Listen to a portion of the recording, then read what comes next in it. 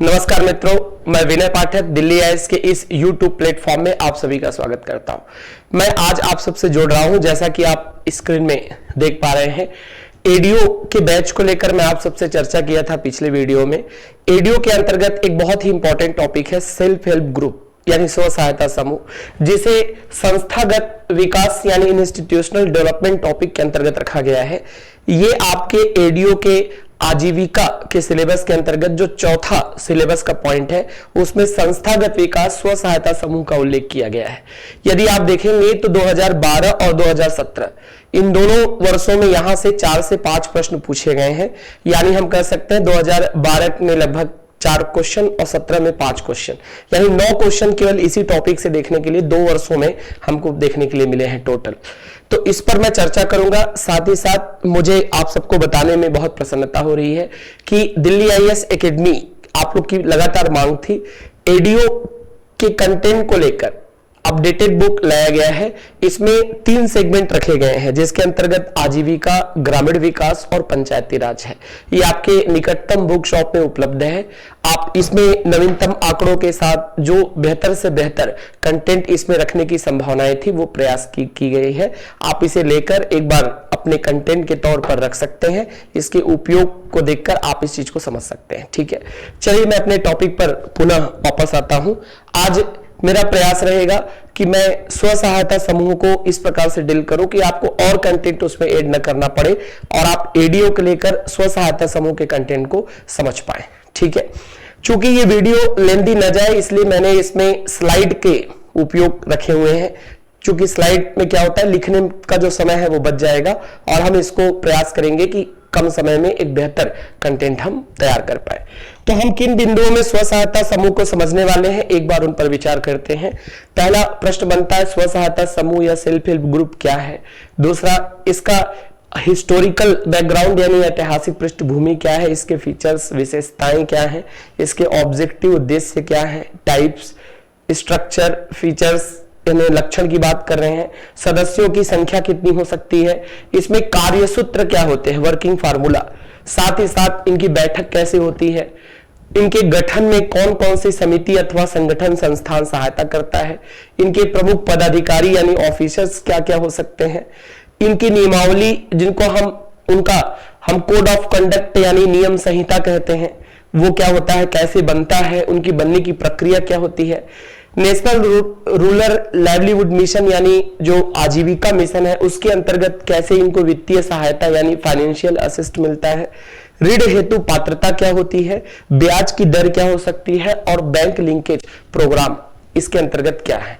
तो इन बिंदुओं को लेकर हम एक एक करके चर्चा में रखेंगे और लास्ट में इनको देखने के पश्चात हम प्रीवियस ईयर में आए हुए क्वेश्चन पर भी विचार करेंगे। तो चलिए एक बार इसको स्टार्ट करते हैं। सबसे पहला क्वेश्चन ये बनता है कि सेल्फ हेल्प ग्रुप यानी स्व सहायता समूह बेसिकली है क्या।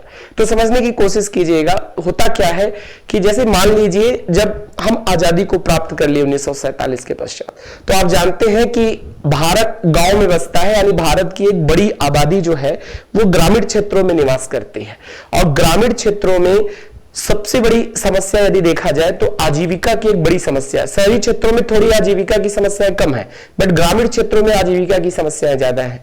तो एक ही इकोनॉमिकल बैकग्राउंड के लोगों का एक ऐसा समूह जो किसी एक ही कार्य को कर अपने आजीविका के लिए कुछ माध्यम तलाश सके, उसी समूह को स्व सहायता समूह कहते हैं। यानी जब आप देखेंगे कि स्व सहायता समूह क्या है, तो आप कहेंगे आर्थिक स्वावलंबन यानी इकोनॉमिकल सेल्फ रिलायंस, सामाजिक स्थिति में सुधार यानी सोशल जो कंडीशन है उसमें रिफॉर्म के लिए इन दोनों का टारगेट है। पहला क्या है, वो आर्थिक तौर पर आत्मनिर्भर बने। दूसरा, उनकी जो सोसाइटी में स्थिति है वो स्थिति कैसा हो, अपलिफ्ट हो जाए यानी उसमें सुधार हो। इन दोनों को टारगेट करके एकत्रित हुए लोगों का स्वैच्छिक संगठन, यानी ये मतलब हम कह सकते हैं अपनी इच्छा से एक समूह बनाते, कोई बाध्यता नहीं है। स्वैच्छिक संगठन जो आपसी विश्वास और सहयोग के माध्यम से सामूहिक विकास को प्राप्त करते हैं, उन्हें स्व सहायता समूह कहते हैं। यानी जब जैसे मान लीजिए कोई ग्रामीण क्षेत्र है, उस ग्रामीण क्षेत्र के कुछ लोग 10 से 20 व्यक्ति या 12 से 16 व्यक्ति आपस में मिलकर एक ग्रुप बना दिए, उस ग्रुप में खास बात यह है कि वो ग्रुप बनाने का जो मकसद इंटेंशन है वो है इकोनॉमिकल अपलिफ्टमेंट, यानी वो आर्थिक तौर पर सुधार प्राप्त करे, इकोनॉमिकल स्टेबिलिटी यानी आर्थिक स्थिरता को प्राप्त करे, और म्यूचुअल कोऑपरेशन यानी आपसी सहयोग के माध्यम से एक दूसरे को हेल्प करके आगे बढ़े, बैंक से ऋण ले, ठीक है, कुछ प्रोडक्टिविटी उत्पादन के कार्य करे, उनसे फिर इनकम जनरेट करे, इनकम जनरेट करके वो फिर लाइवलीहुड यानी आजीविका जैसे कार्यों से जुड़े अपना विकास करें। यही क्या होता है, स्व सहायता समूह होता है। ठीक है, अगला, जब इसके ऐतिहासिक पृष्ठभूमि की ओर जाते हैं हम, यानी क्या हिस्टोरिकल बैकग्राउंड है, तो आप कहेंगे कि दरअसल हम ये कह सकते हैं कि हमारे भारत में जब स्व सहायता समूह की बात की जाती है तो ये 1970 से 1972 के बीच में रमेश इला भट्ट, ये नाम याद रखिएगा, इला रमेश भट्ट, इन्होंने भारत के गुजरात में महिलाओं को लेकर एक स्व सहायता समूह का एक ग्रुप बनाया, जिससे महिलाओं का अपलिफ्टमेंट यानी इकोनॉमिकल एक प्रकार से आर्थिक स्थिति में सुधार आया। तो गुजरात में जब इला रमेश भट्ट ने बनाया, तो इसलिए भारत में इला रमेश भट्ट को स्व सहायता समूह का जनक कहते हैं, father of self help group in India. तो आपसे सीधे सीधे क्वेश्चन पूछ सकता है कि भारत में स्व सहायता समूह के जनक कौन है, तो इला रमेश भट्ट है, जिन्होंने कब उपयोग किया, 1970 से 72 के बीच में। लेकिन ये पूरे भारत में फैल नहीं पाया ये विचारधारा, ये केवल गुजरात के कुछ हिस्सों तक सीमित था। लेकिन जब हम बांग्लादेश की बात करते हैं तो बांग्लादेश में ठीक इनके हम कह सकते हैं कुछ वर्षों पश्चात, यानी हम यहां पर बात कर रहे हैं 1976 के आसपास की घटना है कि यहां पर मोहम्मद यूनिस ने बांग्लादेश में ग्रामीण बैंक के आधार का सहयोग लेकर वहां की महिलाओं का आर्थिक सुधार करने का प्रयास किया। किसने प्रयास किया, मोहम्मद यूनिस ने। कहां पर किया, बांग्लादेश में किया। देखिए ये यहां पर है 1986 तक, यानी ये 76 से 86 तक चलता है। तो इनकी सफलता के कारण 2005 में इनको नोबेल प्राइज से पुरस्कृत किया गया था, मोहम्मद यूनिस को। इनकी सफलता को देखते हुए समूचे भारत में 1990 के आसपास, यानी भारत में स्व सहायता समूह कब आता है, 1990 के आसपास स्व सहायता समूह को इंट्रोड्यूस किया जाता है। ये हालांकि ये इससे पहले ही इला रमेश भट्ट के द्वारा गुजरात में लाया गया था इस कॉन्सेप्ट को। जैसे हम देखें हमारे छत्तीसगढ़ में, तो हमारे छत्तीसगढ़ में जो रीपा है, Mahatma Gandhi rural industrial park, ये पहले कांकेर जिला में लाया गया। इसको विकास को देखते हुए फिर इसे समूचे छत्तीसगढ़ में लाया गया। वैसे ही इला रमेश भट्ट ने गुजरात में प्रयोग किया, बट वो उतना विस्तारित नहीं हो पाया। इसी माइक्रो फाइनेंस जो कॉन्सेप्ट है उसका प्रयोग मोहम्मद यूनिस ने बांग्लादेश में किया, और ये इतना ज्यादा वहां पर महिलाओं का ग्रोथ हुआ जिससे 2005 में उनको नोबेल प्राइज भी दिया गया। और उससे पहले 1990 में उनसे प्रेरित होकर समूचे भारत में से क्या किया गया, लाया गया, जो कि इंटीग्रेटेड रूरल डेवलपमेंट प्रोग्राम के माध्यम से इसको समूचे भारत में विस्तारित किया गया। तो आप कह सकते हैं कि स्व सहायता समूह में बेसिकली जो NRLM के अंतर्गत महिलाओं को सबसे अधिक क्या दिया जाता है, प्राथमिकता दिया जाता है। यानी हम ये कह सकते हैं कि मेन इसका टारगेट है कि जो गरीबी रेखा के नीचे हैं, जो दिव्यांग हैं, जो महिलाएं हैं या हिली रीजन में आते हैं, उनको ज्यादा से ज्यादा आजीविका के माध्यम से इनको क्या किया जाए, जोड़ा जाए। तो यदि हम बात करें सामान्यतः तो इसकी संरचना कैसी हो सकती, कैसी प्राथमिकता रखी गई है इसमें। जो प्लेन रीजन होते हैं, मैदानी क्षेत्र, वहां पर 10 से 20 व्यक्तियों का समूह होता है। टोटल मेंबर्स कितने होते हैं, फ्रॉम 10 to 20, यानी हम कह सकते हैं there are 10 to 20 members in plain region in self help group. स्व सहायता समूह में 10 से 20 व्यक्तियों का सदस्यता हो सकता है, यानी एक स्व सहायता समूह में 10 से 20 व्यक्ति हो सकते हैं। लेकिन यही यदि पर्वतीय क्षेत्र में है, यानी हिली रीजन में है, तो हिली रीजन में जैसे मान लीजिए कोई ट्राइब्स के लिए है, तो वहां पर गरीब अथवा अति गरीब की स्थिति है, तो उस कंडीशन में हम कह सकते हैं अनौपचारिक तौर पर, यानी इनफॉर्मल कंडीशन में 5 से 10 व्यक्ति और फॉर्मल कंडीशन में 5 से 20 व्यक्ति होते हैं। दोनों चीज को याद रखिएगा, ये बहुत इंपॉर्टेंट है, क्योंकि ये वाला जो है ये एग्जाम में आया हुआ क्वेश्चन है कि स्व सहायता समूह में सदस्यों की संख्या कितनी हो सकती है। तो याद रखिएगा, इसको आगे हम और डिटेल करेंगे। बट स्व सहायता समूह में सदस्यों की संख्या यूजुअली 10 to 20 होता है। बट यदि वो गरीब या अति गरीब पर्वतीय क्षेत्र में आते हैं तो ये अनौपचारिक तौर पर इनफॉर्मल कंडीशन में 5 से 10 और फॉर्मल कंडीशन में 5 से 20 तक हो सकता है। इसके अलावा आप ध्यान रखिएगा कि मान लीजिए कोई दिव्यांग है, ठीक है, अगर वो थर्ड जेंडर है, दिव्यांग है, या केवल पुरुष स्व सहायता समूह भी हो सकता है, केवल महिला स्व सहायता समूह हो सकता है, केवल पुरुष स्व सहायता समूह हो सकता है, कुछ अलग अलग टारगेट के आधार पर स्व सहायता समूह बनाए जा सकते हैं। तो दूसरा पॉइंट देखिए, आपने पहले जाना स्व सहायता समूह क्या है। दूसरा, स्व सहायता समूह का प्रारंभ भारत में 1970-72, बांग्लादेश में 1976 से 86, मोहम्मद यूनिस भारत में प्रारंभ करने वाले ईला रमेश भट्ट, ठीक है, मोहम्मद यूनिस को क्या दिया गया, नोबेल प्राइज। फिर भारत में आता है ये 1990 के आसपास, ठीक है, फिर IRDP के माध्यम से इसे समूचे भारत में विस्तारित किया जाता है। इसकी संरचना में 10 से 20 सदस्य, ठीक है, 5 से 10 सदस्य और 5 से 20 सदस्य, इतने फैक्ट आपको ध्यान रखने पड़ेंगे, ठीक है। अब चलिए, ये बड़ा इंपॉर्टेंट है कि जो सेल्फ हेल्प ग्रुप होता है इसके क्या क्या कैरेक्टरिस्टिक्स हो सकते हैं, फीचर्स, क्या क्या विशेषताएं हो सकती है, यानी स्व सहायता समूह बनाते समय किन बातों का इसमें ध्यान रखा जाता है। तो पहला पॉइंट, जब भी स्व सहायता समूह बनाया जाता है तो उसमें इस बात का ध्यान दिया जाता है कि उसमें 10 से 15 गरीब महिला हो। मतलब हम पहला प्रयास करेंगे, there must be 10 to 15 poor females were present, यानी यहां पर कम से कम कितने होने चाहिए, 10 से 15 गरीब महिला होनी चाहिए, ये प्रयास रहेगा, ठीक है। दूसरा, स्व सहायता समूह की समस्त महिला जो होंगी महिला सदस्य एक ही पारा, एक ही मोहल्ला अथवा एक ही गांव से बिलोंग करने चाहिए, यानी उनका जो हम कह सकते हैं लोकेलिटी है, जो जिस स्थान से बिलोंग कर रहे हैं वो क्षेत्र एक ही होना चाहिए। ऐसा नहीं कि अलग अलग गांव से महिलाएं ली गई हैं, या सदस्य जो होंगे सेम गांव से, सेम क्षेत्र से, सेम पारा मोहल्ला से बिलोंग करने चाहिए। अगला पॉइंट, इस समूह में याद रखना है आपको कि जो इसमें जो पदाधिकारी होते हैं, चाहे वो कोषाध्यक्ष हो, चाहे सचिव हो, चाहे अध्यक्ष हो, ये पदाधिकारी आगे चलकर पढ़ेंगे आप।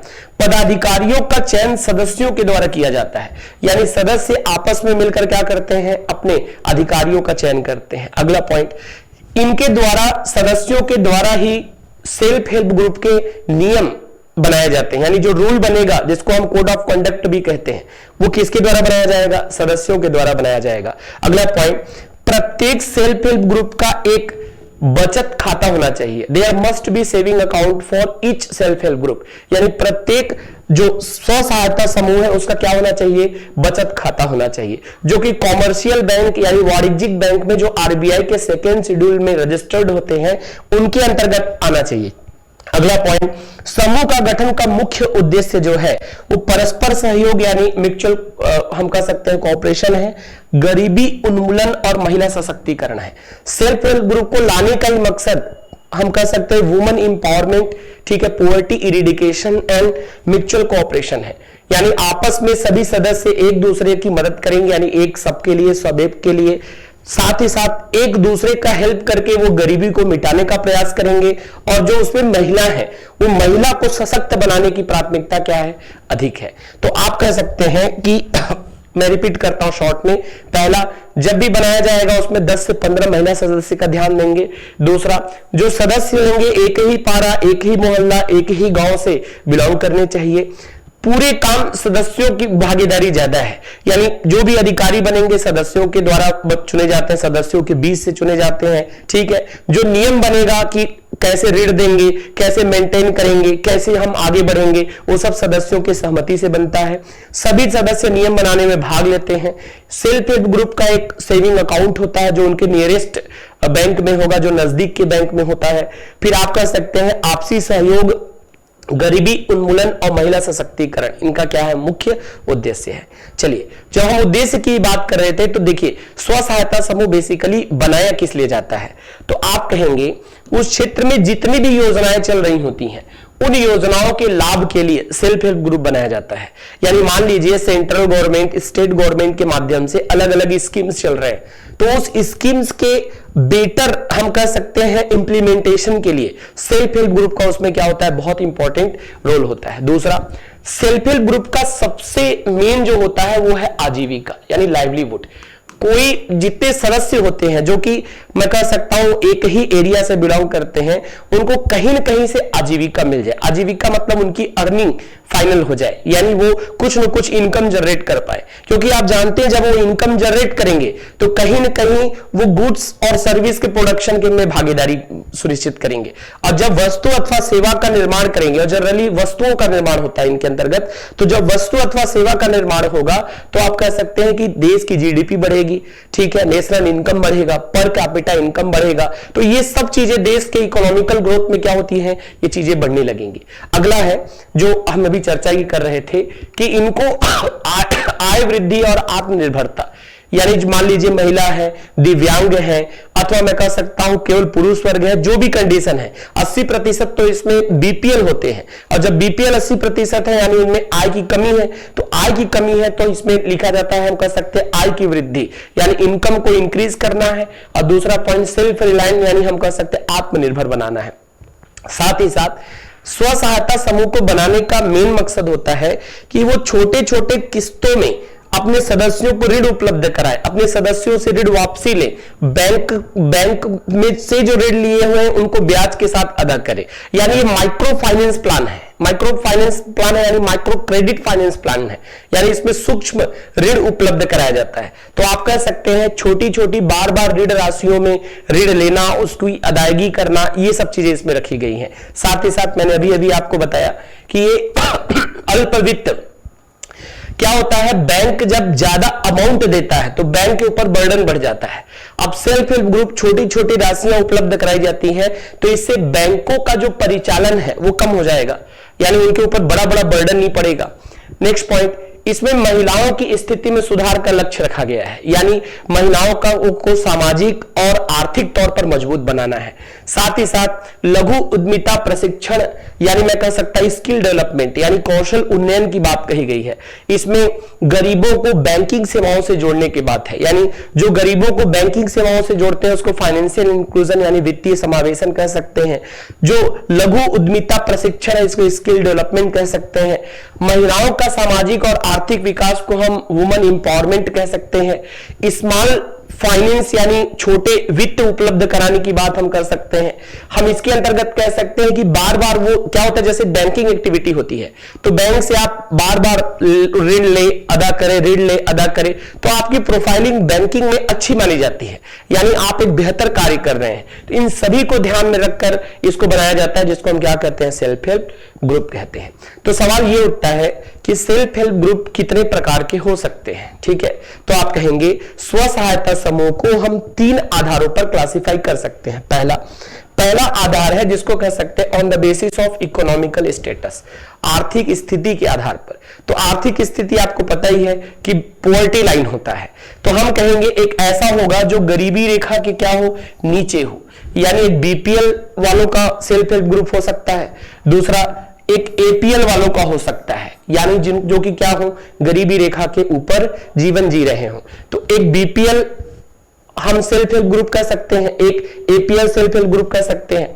तीसरा ऑन द बेसिस ऑफ हम कह सकते हैं जेंडर, यानी हम कह सकते हैं लिंग के आधार पर। जैसे पहला पुरुषों का समूह हो सकता है, महिलाओं का समूह हो सकता है। अब तो नए कॉन्सेप्ट आ चुके, थर्ड जेंडर के भी सेल्फ हेल्प ग्रुप की बात कही गई है, ठीक है। इसके अलावा इसमें जो है हैंडीकैप यानी हम कह सकते हैं दिव्यांगजन की बात कही गई है, उनको विशेष स्व सहायता समूह में काउंट किया जाता है।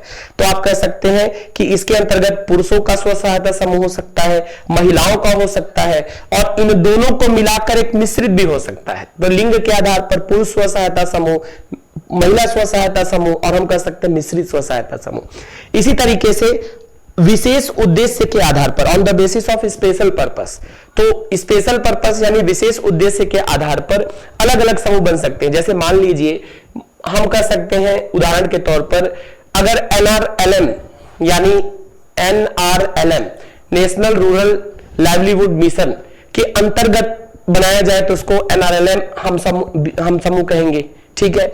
इसी के साथ साथ आप लोग एक चीज सुनते हैं जिसको इंटीग्रेटेड वाटरशेड मैनेजमेंट प्रोग्राम आता है, उसके लिए अगर बनाया जाए तो हम इसे जल ग्रहण मिशन स्व सहायता समूह कहेंगे। यदि मान लीजिए यदि सिंचाई परियोजना के लिए यानी स्मॉल इरिगेशन प्रोजेक्ट के लिए सेल्फ हेल्प ग्रुप बनाया जाए तो इसे हम सिंचाई परियोजना स्व सहायता समूह कहेंगे, जिसमें न्यूनतम मिनिमम मेंबर्स जो होंगे वो कितने होंगे, 5।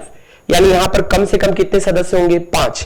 इसी के साथ साथ महिला एवं बाल विकास से संबंधित कोई स्व सहायता समूह बनाया जा सकता है जो पोषण आहार का काम करता हो, यानी जो न्यूट्रिशन उपलब्ध कराए स्कूलों में, विद्यालयों में। नवा अंजोर के अंतर्गत बनाया जा सकता है, और जब भी बनाया जाएगा तो इसमें कितने सदस्य होंगे? 5 सदस्य होंगे। तो याद रखिएगा, ये इंपॉर्टेंट है, बहुत आसान है। आर्थिक के आधार पर हम कह सकते हैं एपीएल का हो सकता है, बीपीएल का हो सकता है। जेंडर के आधार पर पुरुष का हो सकता है, महिला का हो सकता है, थर्ड जेंडर का हो सकता है, मिश्रित हो सकता है। फिर हमने कहा कि अगर मल्टीपर्पस, मतलब हम बोलेंगे स्पेशल पर्पस की बात करेंगे तो एनआरएलएम का हो सकता है, ठीक है। वाटर इरिगेशन का हो सकता है, वाटर शेड मैनेजमेंट का हो सकता है, चाइल्ड एंड वुमन इंपावरमेंट या डेवलपमेंट का हो सकता है, नवा अंजोर का हो सकता है, ठीक है। चलिए आगे बढ़ते हैं। फिर अगला है सदस्यों का मापदंड। ये बहुत इंपॉर्टेंट है, यानी आप जाएंगे पिछले वर्ष तो यहां से क्वेश्चन पूछे गए हुए थे और ये बहुत इंपॉर्टेंट है। यानी जो स्व सहायता समूह बनेगा, उस स्व सहायता समूह में की संरचना क्या होगी, या उसमें जो बेसिक हम कह सकते हैं मापदंड है, मतलब जो स्टैंडर्ड है, वो क्या हो सकता है। तो स्व सहायता समूह जब बनाया जाता है तो पहला चीज सदस्यों की संख्या है, ये बहुत इंपॉर्टेंट है। सेल्फ हेल्प ग्रुप में जनरली यूजुअली 10 to 20 मेंबर्स होते हैं, यानी 10 से 20 सदस्य होंगे। लेकिन एक आदर्श तौर पर स्व सहायता समूह में कोशिश किया जाता है कि 12 से 16 सदस्य हो, यानी ये एक साधारण स्थिति है। साधारण स्थिति मतलब हम कह सकते हैं जनरल कंडीशन है कि कम से कम 5 और ज्यादा से ज्यादा 20 सदस्य होंगे सेल्फ हेल्प ग्रुप में, ठीक है।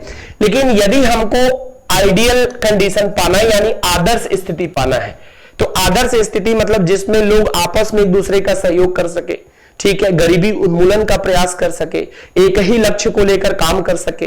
तो प्रयास ये किया जाता है कि सेल्फ हेल्प ग्रुप में जो मेंबर्स हो वो टोटल कितने हो? 12 से 16 के बीच में हो, ठीक है। दूसरा कंडीशन कि अगर मान लीजिए, फिर दूसरा कंडीशन ये होता है, क्या इनकी सदस्य संख्या 10 से कम अथवा 20 से ज्यादा नहीं हो सकता क्या? तो हो सकता है। कैसे हो सकता है? यदि इनकी संख्या 20 से ज्यादा है तब उनको ऋण नहीं दिया जाएगा, तब तक ऋण नहीं दिया जाएगा जब तक ये कंपनी एक्ट के तहत रजिस्टर्ड ना हो। तो सेल्फ हेल्प ग्रुप जिसके सदस्यों की संख्या 20 से ज्यादा हो, उनको कंपनी एक्ट के माध्यम से पंजीकृत होना क्या है? अनिवार्य है। और जब पंजीकृत हो जाएंगे तब बैंक उनको क्या करता है? ऋण उपलब्ध कराता है, ठीक है। दूसरा कंडीशन, क्या 10 से कम नहीं हो सकता? हो सकते हैं। 10 से कम में कहा गया है इनकी संख्या 2 से 5 तक भी हो सकती है, लेकिन 2 से 5 होने के लिए विशेष परिस्थिति यानी स्पेशल कंडीशन की रिक्वायरमेंट रहेगी, ठीक है। कैसे स्पेशल कंडीशन की रिक्वायरमेंट रहेगी? हो सकता है वो स्मॉल इरिगेशन के प्रोजेक्ट हो, यानी छोटे सिंचाई के, या हो सकता है मैंने बताया था जो अंजोर वाला एक बात थी। तो हम कह सकते हैं कि इनकी सदस्य संख्या जो है वो नॉर्मल कंडीशन में 10 से 20 जाता है, ठीक है। पहाड़ी क्षेत्र अथवा हम कह सकते हैं जो अति गरीब क्षेत्र है या गरीब क्षेत्र है, वहां पर इनकी संख्या बेसिकली आप देखेंगे तो वो संख्या जाएगा 5 से 20 फॉर्मल कंडीशन में। इनफॉर्मल कंडीशन की बात करेंगे तो वो जाएगा 5 से 10, यानी अलग अलग इसमें क्राइटेरिया डिसाइड है। अगला पॉइंट मान लीजिए यहां पर अगला कंडीशन ये है, एक परिवार से केवल एक ही व्यक्ति स्व सहायता समूह का सदस्य बन सकता है। यानी मान लीजिए एक परिवार में 10 लोग रह रहे हैं, ठीक है। तो 10 लोग रह रहे हैं तो क्या कितने लोग बनेंगे? तो एक परिवार से केवल एक ही व्यक्ति एक स्व सहायता समूह का मेंबर बन सकता है। अगर उसको स्व सहायता समूह का मेंबर बनना है तो दूसरे स्व सहायता समूह मेंबर बनेगा, लेकिन एक ही स्व सहायता समूह में किसी एक परिवार के एक से अधिक व्यक्ति नहीं हो सकते। अगला कंडीशन, जितने सदस्य होते हैं उनकी आयु आदर्श तौर पर 18 से 65 वर्ष रखी गई है।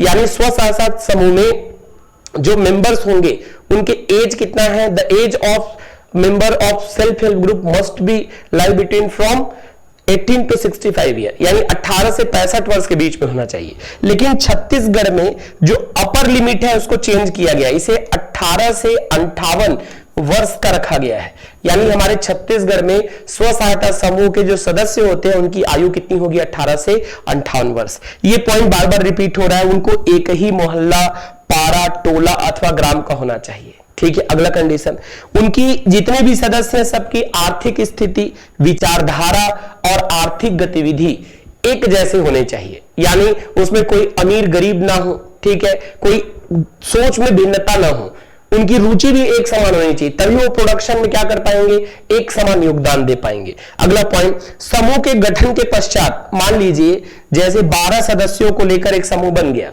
उदाहरण के तौर पर, ठीक है। 12 सदस्य मतलब वो 10 से ज्यादा और 20 से क्या है, कम है, ठीक है। हमारा आइडियल कंडीशन क्या है, 10 से 20 है।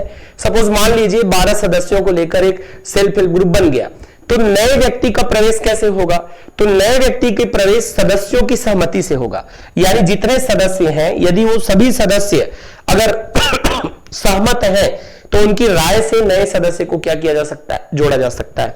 और जब भी सेल्फ हेल्प ग्रुप बनाया जाएगा इसमें 80% सदस्यों को रखा जाएगा बीपीएल का। बीपीएल मतलब हम कहेंगे बिलो पॉवर्टी लाइन। तो एक बार मैं फिर से रिपीट कर रहा हूं, ध्यान दीजिएगा, बहुत इंपॉर्टेंट है ये। स्व सहायता समूह में सदस्यों की संख्या 10 से 20 होती है। दूसरा पॉइंट, यदि 20 से ज्यादा है तो इनको कंपनी एक्ट के माध्यम से रजिस्टर्ड होना पड़ेगा। इनकी संख्या 10 से कम भी हो सकती है, 2 से 5 तक जा सकता है, लेकिन वो स्पेशल पर्पस में होते हैं, विशिष्ट उद्देश्य के लिए हो सकते हैं, ठीक है। अगला, ये एक परिवार से केवल एक सदस्य आएंगे। सदस्यों की आयु आदर्श तौर पर 18 से 65 वर्ष, लेकिन छत्तीसगढ़ में 18 से 58 वर्ष तक रखा गया है, यानी जो 18 से 58 वर्ष है वही प्रोडक्टिविटी में योगदान दे सकता है, ठीक है। उसके बाद फिर वृद्ध वाली कंडीशन आ जाता है और 18 से पहले फिर बच्चे वाली कंडीशन आ जाती है। वो एक ही मोहल्ला, एरिया, पारा, गांव, टोला से बिलोंग करने चाहिए। उनकी आर्थिक परिस्थिति, आर्थिक हम कह सकते हैं उनकी रुचि, उनका स्किल लगभग एक जैसा होना चाहिए ताकि अंतर न रहे। और ये रखा जाता है कि एक स्व सहायता समूह में 80% कम से कम क्या हो, बीपीएल के हो, क्योंकि बीपीएल ये संभव है कि बीपीएल कम से कम 80% है। अगर वो 100% का भी बन जाए तो भी कोई दिक्कत नहीं है, लेकिन 80% से कम बीपीएल नहीं होना चाहिए, क्योंकि आजीविका प्रदान करना क्या है इसका मुख्य उद्देश्य है। फिर अगला है सेल्फ हेल्प ग्रुप के क्या क्या लक्षण होते हैं, क्या क्या करता है सेल्फ हेल्प ग्रुप। तो पहला पॉइंट रहेगा साप्ताहिक बैठक, यानी सेल्फ हेल्प ग्रुप प्रयास करता है कि सप्ताह में क्या किया जाए, बैठक बुलाया जाए। किसका बैठक रहेगा, सदस्यों का बैठक, ठीक। दूसरा पॉइंट, ग्राम संगठन की बैठक में हर माह मासिक रिपोर्ट रखना, यानी जो ग्राम संगठन होता है उसकी बैठक में क्या करेंगे, हर महीने में उन्होंने जो गतिविधि एक्टिविटी की है उसकी क्या करेंगे, ये उसका रिपोर्ट रखेंगे। जब भी समूह का बैठक होगा उसमें लेन देन की चर्चा करेंगे कि कौन से सदस्य को कितना पैसा दिया गया, कितना पैसा आया, हर चीज ट्रांसपेरेंट रहेगा, कोई किसी से छिपाया नहीं जाएगा कोई चीज। फिर अगला है सही किस्तों में भुगतान करना निर्धारित किया जाएगा। सबसे खास बात है नेतृत्व परिवर्तन, यानी जो उसमें अध्यक्ष होंगे, ठीक है, जो पदाधिकारी होते हैं वो हर एक निश्चित इंटरवल के पश्चात क्या होते जाएंगे, चेंज किए जाएंगे, सदस्यों के बीच से बनाए जाएंगे। प्रति माह मासिक प्रतिवेदन दिया जाएगा, ठीक है। समूह के सभी लेन देन सभी सदस्यों को मालूम होना चाहिए, यानी मैंने अभी बताया ट्रांसपेरेंट रहेगा हर चीजें। अगला सामाजिक समस्याओं पर चर्चा करना और प्रति वर्ष जो है क्या करना, ऑडिट करना।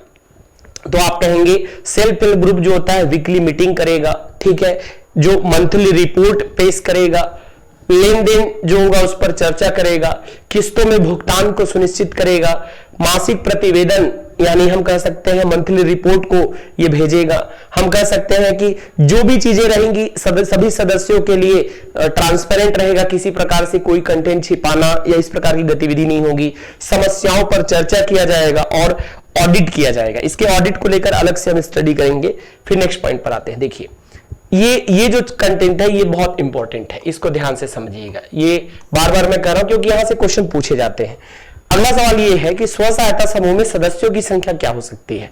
तो सदस्यों की संख्या अगर मान लीजिए सामान्य समूह है, सामान्य समूह मतलब विशेष समूह नहीं है, तो सदस्यों की संख्या कम से कम 10 और ज्यादा से ज्यादा कितना हो सकता है, 20। ये सब फॉर्मल कंडीशन में है, ठीक है। यदि मान लीजिए वो दिव्यांग अथवा दुर्गम क्षेत्र है, जैसे हिली रीजन है, ठीक है, तो उसमें न्यूनतम 5 और अधिकतम कितने हो सकते हैं, 20। लेकिन इनफॉर्मल कंडीशन में बनाना है तो न्यूनतम 5, अधिकतम कितने हो सकते हैं, 10 तक जा सकता है ये। ठीक है, ये कैसा है, इनफॉर्मल कंडीशन का है। लेकिन चलिए इनफॉर्मल को छोड़ देते हैं, अभी फॉर्मल ही पढ़िए आप।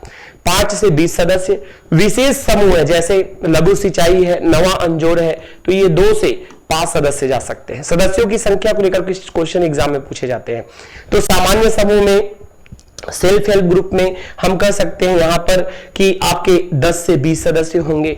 ठीक है, विकलांग दुर्गम क्षेत्र में 5 से 20 सदस्य होंगे और विशेष समूह में 2 से 5 सदस्य होंगे। इसके पश्चात ये होता है कि मान लीजिए सेल्फ हेल्प ग्रुप बन गया, ठीक है, और उस पर एक निश्चित सदस्य संख्या है, तो वो करेंगे क्या, उनके लिए एक वर्किंग फार्मूला दिया गया है, यानी कार्यसूत्र दिया गया है।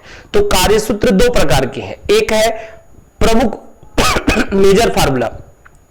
मेजर फार्मूला में 5 फार्मूला रखे गए, यानी 5 काम एकदम फाइनल कर दिया गया है। ये 5 काम करेंगे तभी उनको लोन दिया जाएगा और तभी वो सेल्फ हेल्प ग्रुप के क्राइटेरिया को पूरा करेंगे। और 6 काम इनके एडिशनल माने गए हैं। एडिशनल मतलब हम कह सकते हैं इनको योजक वर्ग कार्य कर सकते हैं। जैसे पहला जो हम मेन कार्य को कह रहे हैं, पहला नियमित साप्ताहिक बैठक, रेगुलर वीकली मीटिंग होनी चाहिए इनका, जो ऊपर हमने चर्चा किया था कि प्रत्येक सप्ताह में एक क्या होना चाहिए, बैठक होना चाहिए। दूसरा नियमित साप्ताहिक बचत होना चाहिए। उन्होंने देखिए बेसिकली क्या होता है, उन्होंने बैंक से ऋण लिया, सदस्यों को ऋण दिया, बैंक से जो ऋण लिया है उन्होंने उनको उसको ब्याज के साथ वापस करना है, सदस्यों के बीच में जो ऋण दिया गया उससे भी ब्याज मिलना है, तो दोनों के ब्याज का जो अंतर रहेगा वही उनका लाभ है। तो बेसिकली हम कह सकते हैं कि साप्ताहिक स्तर पर, वीकली बेसिस पर इनको क्या होना चाहिए, इनकी सेविंग होनी चाहिए। तब तो सेल्फ हेल्प ग्रुप का मतलब है। यदि उन्होंने जितने ब्याज दर पे उन्होंने लिया उसके बाद सदस्यों को दिया और सदस्यों को रिकवर करने में वो एनपीए में कन्वर्ट हो गया, नॉन परफॉर्मिंग एसेट में, तब तो सेल्फ हेल्प ग्रुप बैंक को ही वापस नहीं कर पाएगा। और जब बैंक को वापस नहीं कर पाएगा तब उनका साप्ताहिक बचत संभव ही नहीं है। अगला नियमित आंतरिक लेन देन, यानी हम कह सकते हैं रेगुलर इंटरनल एक्सचेंज कर सकते हैं, यानी वो पैसे का लेन देन आपस में नियमित होना चाहिए। नियमित ऋण वापसी, ठीक है। और लास्ट है नियमित दस्तावेज संधारण, यानी ये 5 काम सेल्फ हेल्प ग्रुप को होना ही चाहिए। साप्ताहिक बैठक होना चाहिए, साप्ताहिक बचत होना चाहिए, आंतरिक लेन देन होना चाहिए, ऋण वापसी होनी चाहिए और जितने भी डॉक्यूमेंट्स हैं उनको प्रॉपर मैनेज और मेंटेन करना चाहिए। ठीक है। अगला, इसके अलावा सेल्फ हेल्प ग्रुप कुछ और काम भी करेंगे, जैसे वो शिक्षा को प्रमोट करेंगे, शिक्षित समूह होगा, स्वच्छता को प्रमोट करेंगे, स्वच्छ समूह होगा, स्वस्थता यानी हम कहेंगे हेल्थ को लेंगे, नशा मुक्ति के लिए रहेंगे, सुपोषण के लिए रहेंगे और सशक्त समूह रहेंगे। यानी शिक्षित, स्वास्थ्य, नशा मुक्ति, ठीक है, सुपोषण और सशक्त, ये 6 जो रखे गए हैं, ये 6 बेसिकली कैसे एडिशनल फार्मूला है और ये 5 जो है वो कैसे हैं, ये 5 फार्मूला कहलाते हैं। यानी ये तो मस्ट है, होना ही चाहिए। अगर ये नहीं रहेगा तो सेल्फ हेल्प ग्रुप को फिर लोन लेने में और उनके संचालन में फिर क्या आएगी, डिफिकल्टीज आएगी। ठीक, चलिए आगे बढ़ते हैं। फिर नेक्स्ट अगला है सेल्फ हेल्प ग्रुप का बैठक, ठीक है, मीटिंग। जैसे मैंने चर्चा किया कि सदस्यों के बीच में क्या होगा, बैठक बुलाया जाएगा।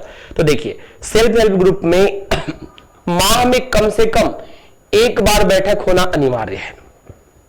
प्रयास तो यह किया जाएगा कि आइडियली वीकली होना चाहिए, लेकिन अगर किसी कारण से नहीं हो पा रहा है तो महीने में एक बैठक होना क्या है, अनिवार्य है। ये बैठक की जो अवधि होगी वो बैठक की अवधि साप्ताहिक हो सकता है, यानी इंटरवल हम कह सकते हैं 1 सप्ताह के इंटरवल में हो सकता है, ये मासिक हो सकता है यानी मंथली हो सकता है, और ये पखवाड़ा यानी हम कह सकते हैं 15 डेज जो फोर्टनाइट कहलाता है, पाक्षिक हो सकता है, एक पक्ष में हो सकता है, यानी महीने में 2 मीटिंग हो जाए, वीकली देखेंगे तो महीने में 4 मीटिंग हो जाए, और कुछ नहीं रहे तो महीने में कम से कम 1 मीटिंग होना क्या है, अनिवार्य है।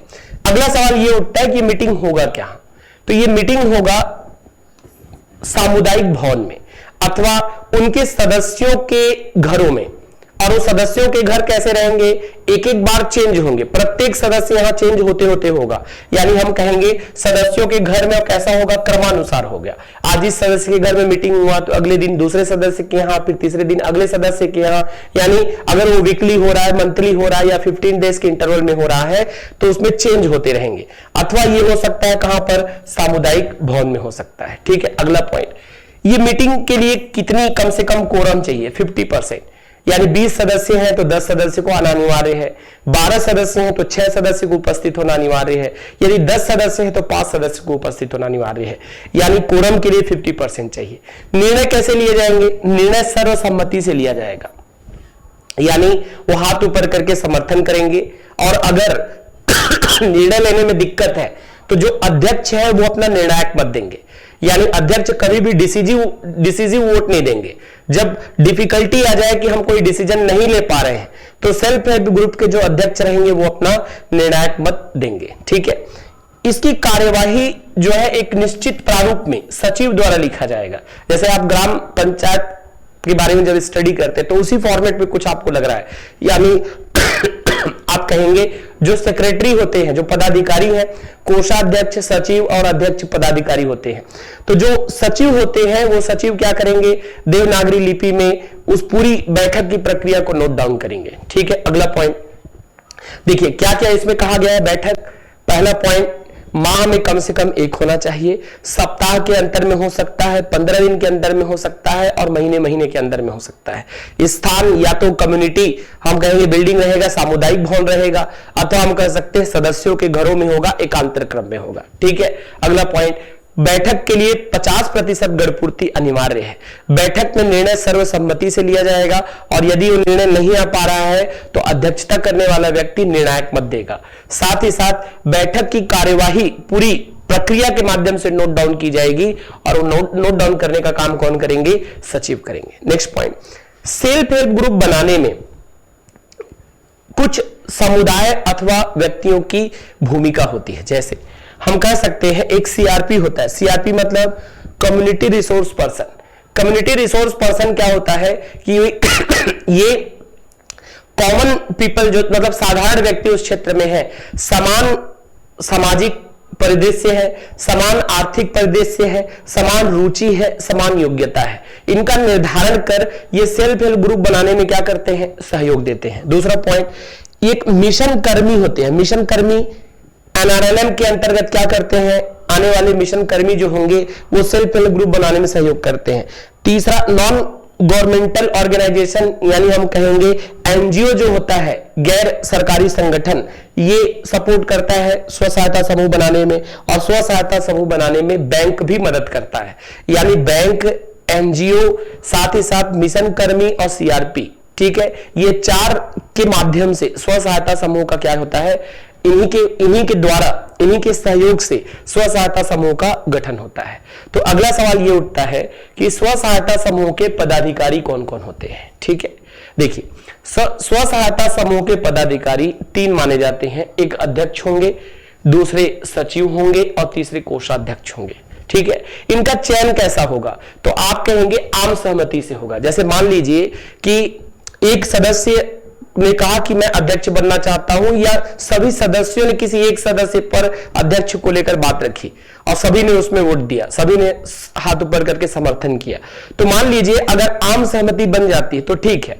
अगर आम सहमति नहीं बनती, यानी 2 या 2 से अधिक सदस्य हैं और उसमें निर्णय नहीं आ पा रहा है, तो उस कंडीशन में हम लोकतांत्रिक प्रक्रिया का प्रयोग करते हैं, और साथ ही साथ 2/3 बहुमत, यानी जो पदाधिकारी है वो पदाधिकारी अगर 2 से अधिक व्यक्ति एक ही पद के लिए योग्यता दिखा रहे हैं अथवा उनके नाम पर समर्थन चल रहा है, तो जिसको मोर देन 66.6% वोट मिलेगा, यानी मैं कह सकता हूं 2/3 से अधिक जो वोट पाएगा, बहुमत पाएगा, उसी को क्या बनाया जाएगा? उसी को उस पद पर बैठाया जाएगा। दूसरा पॉइंट, ये अधिकतम 2 वर्षों के लिए होते हैं, चाहे अध्यक्ष हो, चाहे सचिव हो, चाहे वो कोषाध्यक्ष हो। अधिकतम कितने वर्ष के लिए रहेंगे? 2 वर्ष के लिए रहेंगे। और 2 वर्ष के पश्चात जो 1/3 पदाधिकारी, मतलब मैं कह सकता हूं चक्रीय प्रक्रम में, यानी रोटेशन के माध्यम से 1/3 पदाधिकारी क्या होते हैं? बदलते जाते हैं। ठीक है, अगला पॉइंट, यहां पर क्या सेल्फ हेल्प ग्रुप समाप्त हो सकता है क्या? मतलब मैं बोल रहा हूं कि जो सेल्फ हेल्प ग्रुप को समाप्त करने की बात है, तो सेल्फ हेल्प ग्रुप समाप्त हो सकता है, एक कंडीशन है, जब जितने व्यक्ति सदस्य हैं उनमें से 2/3 व्यक्ति यदि समर्थन दे देते हैं। जैसे मान लीजिए आपसे एक क्वेश्चन पूछा कि एक स्व सहायता समूह में 12 सदस्य हैं, ठीक है, उसके विघटन यानी डिसॉल्व करने को लेकर एक मतदान किया जाता है। ठीक, उस मतदान में अगर ऐसा दे दिया कि यहां पर 8 वोट विघटन को लेकर पड़ते हैं, तो बताइए स्व सहायता समूह विघटित होगा कि नहीं? तो आप सीधे सीधे निकाल लीजिए 12 का 2/3 कितना होता है, तो आप सीधे सीधे कहेंगे ये कितना होगा, 4 और 4 दूनी क्या होगा, 8। तो यहां पर कहा गया है 2/3 अथवा उससे अधिक, इस बात को याद रखिएगा, अथवा उससे अधिक, यानी हम कह सकते हैं 2/3 और more than 2/3 of total member of self help group, यानी स्व सहायता समूह के 2/3 या उससे अधिक सदस्य जब स्व सहायता समूह के विघटन पर समर्थन दे देंगे तो स्व सहायता समूह जो है क्या हो जाएगा, समाप्त हो जाएगा। लेकिन समाप्त होने से पहले एक चीज होना जरूरी है, कुल देनदारी समायोजन होना अनिवार्य है, यानी सदस्यों ने जो ऋण लिया है, स्व सहायता समूह ने जो बैंक से ऋण लिया है, उन सबको चुकाना अनिवार्य है, तभी यह मतदान किया जा सकता है, अदरवाइज इस प्रकार का मतदान नहीं कराया जा सकता। रिपीट करता हूं, देखिए पहला जो सेल्फ हेल्प ग्रुप के पदाधिकारी होंगे वो अध्यक्ष, कोषाध्यक्ष और सचिव होते हैं। ठीक है, कोषाध्यक्ष का काम होता है जो पैसा दिया जा रहा है और जो रिकवरी हो रही है उसको मेंटेन करना। ठीक है, बैंक से ऋण जो लिया जा रहा है उसको मेंटेन करना। इन तीनों पदाधिकारी के संयुक्त हस्ताक्षर से ही एक नजदीक के बैंक में खाता ओपन किया जाता है। ठीक है, और जब इनके संयुक्त हस्ताक्षर से किया जा रहा है तो ये हर 2-2 वर्ष के लिए ये बदलते जाएंगे मतलब जैसे ही 2 वर्ष कंप्लीट होगा पदाधिकारी चेंज हो जाएंगे, सदस्यों के बीच से दूसरे सदस्य अधिकारी बन के आएंगे। और इसका आधार ये है कि ज्यादा से ज्यादा लोगों को पदाधिकारी या नेतृत्व करने का अवसर दिया जाए ताकि उनके अंदर लीडरशिप की क्वालिटी विकसित हो पाए। ठीक है, तो आगे बढ़ते हैं नेक्स्ट। अध्यक्ष के कार्य, अध्यक्ष क्या क्या काम करता है? पहला, ये जो सेल्फ हेल्प ग्रुप है, सेल्फ हेल्प ग्रुप को कंडक्ट करना यानी उसका संचालन। किसी स्व सहायता समूह का अध्यक्ष जब तक अपने अध्यक्ष के पद पर है यानी 2 वर्ष के लिए, उसकी यही रिस्पॉन्सिबिलिटी रहेगी कि self help group proper work करे यानी उसका संचालन करना। दूसरा, वो अलग अलग मंचों पर, जैसे मान लीजिए ग्राम संगठन है, जहां जहां आवश्यकता पड़ेगी उस सेल्फ हेल्प ग्रुप को रिप्रेजेंट करने के लिए उपस्थित होगा। अगला, जो समूह के बैंक खाते होते हैं वो अध्यक्ष के द्वारा संचालित किए जाते हैं। बैठक को बुलाना और बैठक की अध्यक्षता करना अध्यक्ष का काम है। अगला, सदस्यों द्वारा लाए गए प्रस्ताव को रखना, उस पर चर्चा करना, उस पर मतदान कराना, ये कौन करेगा? अध्यक्ष करेगा। अध्यक्ष डिसीजिव वोट यानी निर्णायक मत देगा। सामान्यतः वो मत नहीं देता, लेकिन जब मत बराबरी पर आ जाए या निर्णय आने में दिक्कत हो तो उस कंडीशन में वो डिसीजिव वोट देगा। सदस्यों की उपस्थिति पर ध्यान रखना, यानी याद रखिएगा कोरम, जो गढ़पूर्ति मैंने बताया था आपको 50%, यानी कोई मीटिंग सेल्फ हेल्प ग्रुप का है तो कम से कम 50 सदस्यों को उपस्थित होना क्या है? अनिवार्य है। तो इस गढ़पूर्ति के लिए कौन रिस्पॉन्सिबल होता है? तो आप बताएंगे अध्यक्ष। अध्यक्ष की जिम्मेदारी है कि 50% कम से कम वहां पर प्रेजेंस हो। आपसी झगड़ों का आम सहमति से सुलझाना, मान लीजिए 2 सदस्यों के बीच में कोई मतभेद बन गया या 2 सदस्यों को लेकर कार्य में, उत्पादन में या ऋण लेने में, जमा करने में, लेन देन में कहीं भी मतभेद, कॉन्ट्रडिक्शन आएगा तो इसको डिसॉल्व मतलब इसको रिड्रेसल करने का, इसको सॉल्व करने की जो अथॉरिटी है वो किसके पास है? अध्यक्ष के पास है। तो अध्यक्ष बेसिकली स्व सहायता समूह के सभी कार्यों का संचालन करता है, लेकिन वो मत केवल निर्णायक स्थितियों में ही देगा। ठीक है, अगला पॉइंट, सेल्फ हेल्प ग्रुप का नियमावली। ठीक है, rule of self help group. कोई स्व सहायता समूह किसी दूसरे स्व सहायता समूह से अलग हो सकता है अपने लक्ष्य को लेकर, अपने प्रोडक्शन को लेकर, अपने लेन देन की प्रक्रिया को लेकर, अपने सदस्यों की संख्या को लेकर, अपने सदस्यों की संख्या के जेंडर को लेकर, अपने सदस्यों की संख्या के इकोनॉमिकल स्टेटस को लेकर, अपने सदस्यों की संख्या के जो निवास क्षेत्र है उसको लेकर, क्योंकि हर एक स्व सहायता समूह किसी दूसरे स्व सहायता समूह के बराबर हो ये जरूरी नहीं है। तो स्व सहायता समूह अलग अलग होते हैं, इसलिए उनके नियम भी अलग अलग होते हैं।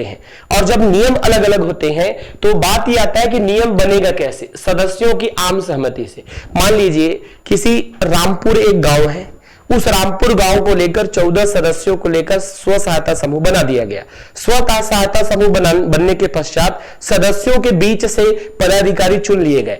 पदाधिकारी चुनने के पश्चात अध्यक्ष के नेतृत्व में बैठक बुलाई गई वो स्व सहायता समूह कैसे काम करेगा इसको लेकर रूल रेगुलेशन बनाने अनिवार्य है। तो रूल रेगुलेशन बनेंगे कैसे? तो बनेगा वो सदस्यों की सहमति से, यानी अध्यक्ष कोई बात रखेगा, सभी सदस्य उस पर समर्थन देंगे तो वो उसकी नियमावली बन जाएगा, अथवा कोई सदस्य बात रखेंगे, अन्य सदस्य उस पर समर्थन देंगे तो उसकी नियमावली बन जाएगा। इस नियमावली को इसका कोड ऑफ कंडक्ट यानी आचार संहिता कहते हैं। क्या कहते हैं? इसका आचार संहिता कहते हैं। अगला, शामिल बैठक के लिए कार्यसूची एवं चर्चा इसमें शामिल होते हैं। न्यूनतम स्वैच्छिक बचत, सामूहिक निधि निर्माण एवं चर्चा रखे जाते हैं। वित्तीय प्रबंधन हेतु मापदंड, कर्ज स्वीकृति, वापसी, ब्याज दर, इन सब का उल्लेख होता है। और सबसे खास बात, एक बार जब आपका कोड ऑफ कंडक्ट बन गया यानी आचार संहिता, तो क्या उसमें कोई एडिट करना या उसमें संशोधन हो सकता है क्या? तो आप कहेंगे बिल्कुल। यदि 2/3 सदस्यों का बहुमत प्राप्त हो जाए, यानी उस सेल्फ हेल्प ग्रुप में 2/3 सदस्य हैं, इस बात पर सहमति दे दे कि इस नियम को बदलना है अथवा नया नियम जोड़ना है, तो उसे नियमावली में परिवर्तन किया जा सकता है, यानी कोड ऑफ कंडक्ट को चेंज कर सकते हैं। तो आप बता सकते हैं सेल्फ हेल्प ग्रुप में सदस्यों की आम सहमति से आचार संहिता बनता है, ठीक है। और सदस्यों की आम सहमति से जब आचार संहिता बनेगा तो इनमें कर्ज कैसे स्वीकृत करेंगे, कर्ज को वापसी कैसे लेंगे, ब्याज दर क्या होगा, इन सब पर स्वीकृति यानी इन सब पर चर्चाएं की जाएंगी। और अगर 2/3 सदस्य सहमत हो जाए तो एक बार बने हुए कोड ऑफ कंडक्ट को या आचार संहिता को परिवर्तित अथवा संशोधित अथवा समाप्त किया जा सकता है या नए आचार संहिता को जोड़ा जा सकता है। चलिए, जैसे मैंने बताया था सदस्य संख्या, वैसे ही ये वाला पॉइंट बहुत इंपॉर्टेंट है। यानी आज की क्लास में हमारा जो सिलेबस है वो 4 नंबर को कवर कर रहा है। यानी मैं ये कहना चाहता हूं कि बैंकों के माध्यम से या मैं कह सकता स्व सहायता समूह को क्या क्या वित्तीय सहायता मिलता है, यानी इनको फाइनेंशियल जो असिस्ट किया जा रहा है ये क्या क्या मिलते हैं। तो इनको वित्तीय सहायता एक फंड के रूप में मिलता है। किसके रूप में मिलेगा? फंड। फंड मतलब हम कहेंगे निधि। तो आप बता सकते हैं इसमें अलग अलग निधियां होती है। जैसे पहला आता है रिवॉल्विंग फंड, इसको हिंदी में कहते हैं चक्री निधि। चक्री निधि कब मिलेगा? चक्री निधि को देने का आधार है कि उनकी पूंजी कोष में वृद्धि करने के लिए, यानी सेल्फ हेल्प ग्रुप का जो बेसिकली उनका कैपिटल जो फंड है उस कैपिटल फंड के अमाउंट को बढ़ाने के लिए इनमें रिवॉल्विंग फंड यानी चक्री निधि दिया जाता है। लेकिन ये देने के लिए कुछ मापदंड है। जैसे पहला, उस सेल्फ हेल्प ग्रुप का 3 माह कंप्लीट होना चाहिए, यानी मिनिमम उस स्व सहायता समूह को बने हुए 3 महीना पूर्ण हो।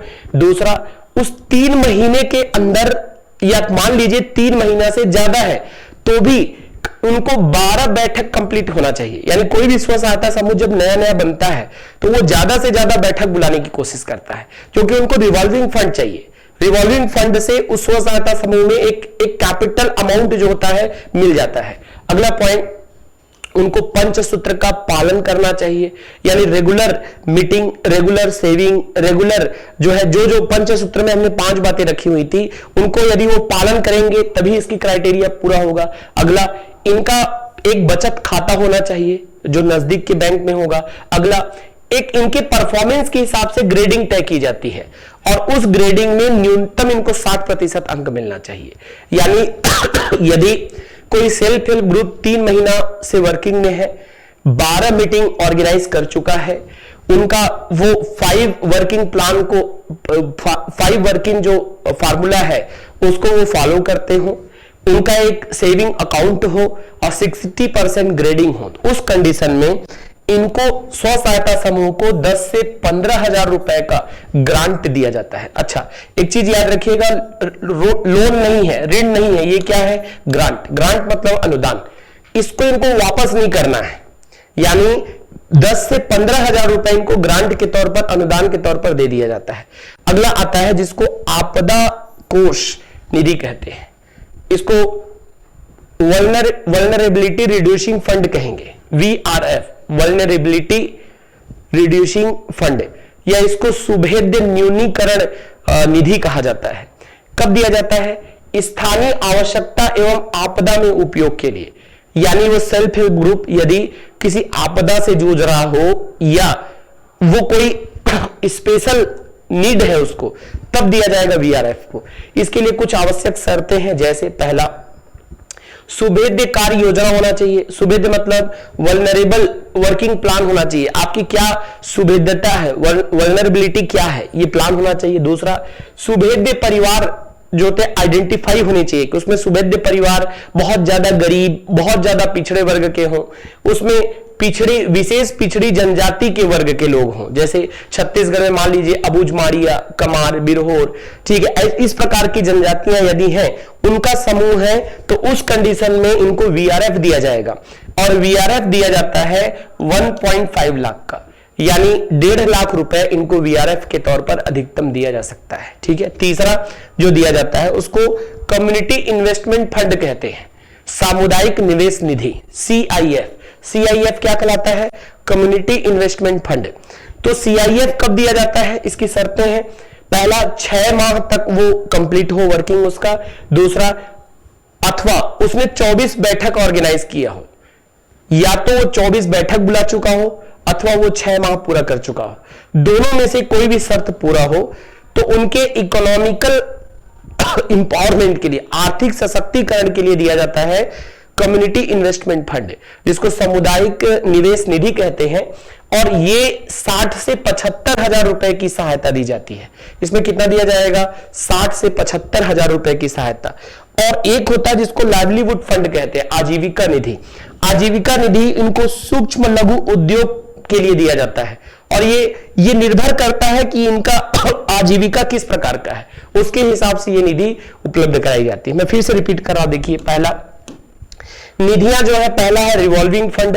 रिवॉल्विंग फंड की शर्तें और पात्रता याद रखिएगा।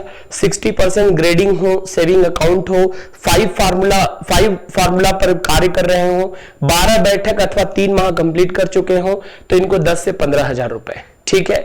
दूसरा, वल्नरेबल रिड्यूसिंग फंड, विशेष पिछड़ी जनजाति हो, विशेष पिछड़ा वर्ग हो, अति गरीब हो, अथवा वो क्षेत्र सुभेद्य हो, वल्नरेबल एरिया हो, यहां बहुत ज्यादा मतलब पिछड़ापन दिख रहा हो, तो उस कंडीशन में 1.5 लाख रुपए इनको उपलब्ध कराया जाता है। जो सामुदायिक निवेश होता है उसमें इन्वेस्टमेंट को बढ़ावा देने के लिए 6 माह कंप्लीट हो अथवा 24 बैठक कंप्लीट कर चुके हो, तो उनको 60 से 75 हजार रुपए उपलब्ध कराया जाता है। और यदि वो आजीविका को लेकर कोई काम कर रहे हो, तो आजीविका में खर्च होने वाले राशि के आधार पर उनको लाइवली हम कहेंगे इसमें लाइवलीवुड फंड यानी आजीविका निधि उपलब्ध कराया जाता है। और एक पॉइंट ये एग्जाम में आया हुआ भी पार्ट है, सामुदायिक निवेश निधि हेतु सेल्फ हेल्प ग्रुप को के पास क्या होना जरूरी है। जैसे मान लीजिए ये वाला जो पॉइंट में बात कर रहा था, सीआईएफ की पात्रता जो है वो पात्रता है 6 माह अथवा 24 बैठक कंप्लीट होना चाहिए। लेकिन कम्युनिटी इन्वेस्टमेंट फंड तब उपलब्ध कराया जाएगा जब आपके पास इन्वेस्टमेंट का प्लान हो, यानी आप किसी चीज में इन्वेस्ट करना चाह रहे पैसे को, यानी आप उसमें निवेश करना चाहते हैं।